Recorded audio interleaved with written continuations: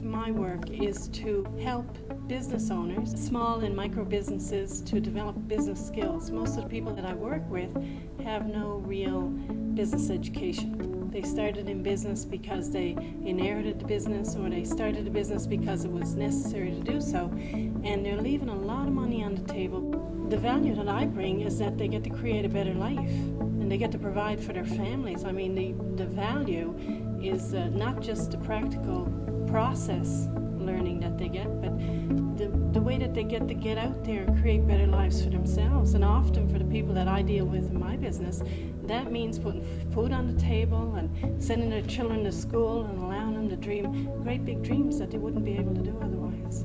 The number one issue that I see with my clients is that they don't understand the financial side of business. So often when I see them, they're in some kind of financial difficulty with Revenue Canada. So they come to see me and say, can you help me out of this? And what usually happens once we solve the urgent and pressing issue is that the family then needs to be educated in this is what you need to know about money.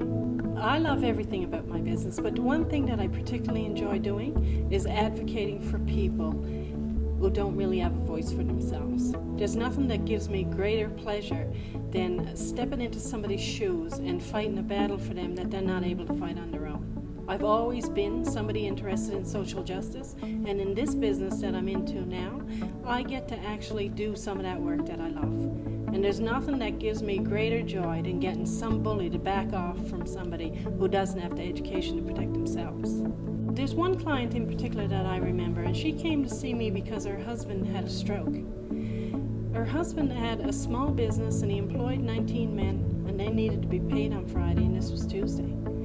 Business couldn't stop just because the family had an emergency, and she wanted to know what she needed to do. So I worked with her over the next little bit, and I not only helped her to get through Friday, but she took over the business because her husband was never able to come back in. And that to me is a real success story.